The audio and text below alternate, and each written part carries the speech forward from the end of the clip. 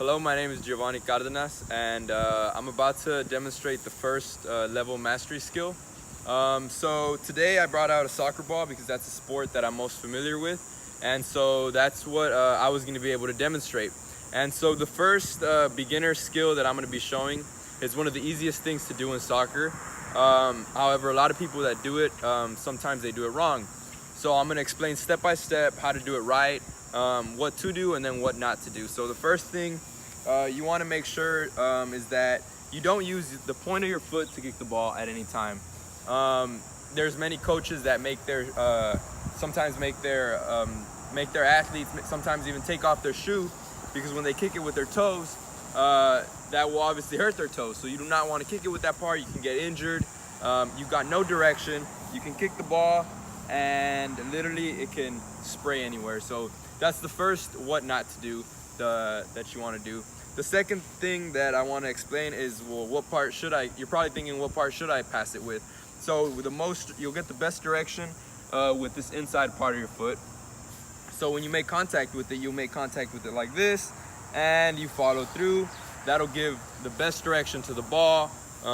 You won't get injured. That's a nice solid part of the foot. And so let me show you a simple pass. And right here, you usually want to line up at an angle to the ball, approach it, and it'll go straight to whoever you want to pass it to. So that's beginner level with the soccer ball.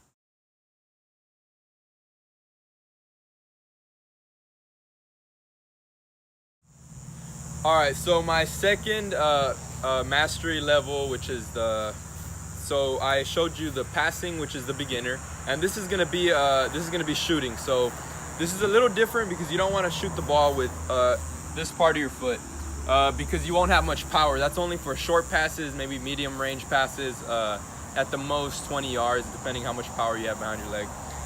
So this next one that I'm gonna show you is how to kick the ball with some power. So how to shoot the ball, how to do a long pass, a 50-yard pass. This is also, you don't want to use the toe of your foot with your toes. You don't want to use this part. You don't want to use this part, and you really don't want to use this part. So if you're wondering what part you want to use, you actually want to use this part right here. So this one's kind of tricky, and it requires a good amount of years of practice to get your foot at the angle, because you don't just approach the ball. It's kind of hard to catch the angle, so it really does take years of practice to be able to master this. However, there's a lot of young athletes out there that know how to do this. So anyways, let me show you how to do it. So first, you want to have an angle to the ball. You don't want to be straight in front, because eventually the final step before you kick it strong is you want to have this part of your foot down low like this. And so the only way to achieve that is to come out at an angle. In a couple steps, it doesn't matter. And you approach the ball and you kick it with power. So what I did there is I winded up, I swung my arm, which gave me a little bit more power. I connected with this part right here. Your foot right here, you feel a little bone on your foot. Everybody has it. You want to connect it with that part. That's a very strong bone. It'll give you the most power. It's one of the strongest parts of your foot. And so when you kick, you follow through, and that'll give you the best possible kick that you can do.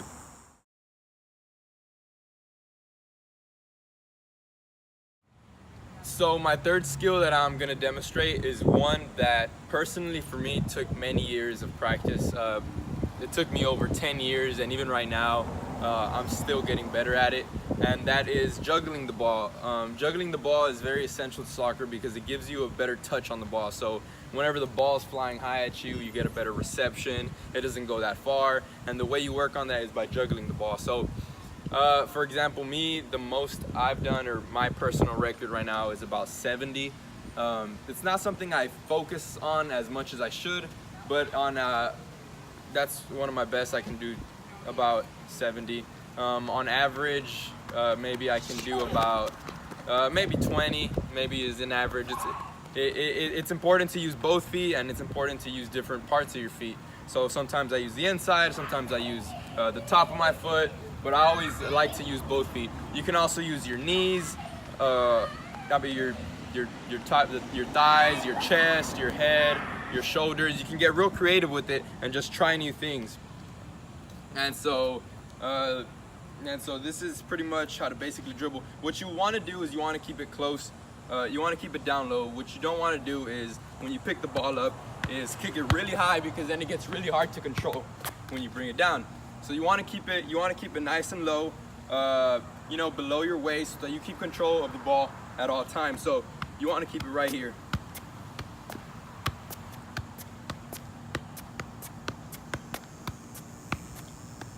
So that's what you want to do. You want to keep it low. You want to have a nice little touch. It looks a lot easier than when you actually do it. When you actually do it, the ball can go to this side, to that side. Another thing that you can incorporate is your knees. You can incorporate your knees. You can incorporate your head, and a bunch of different parts of your body. You can get real creative with it.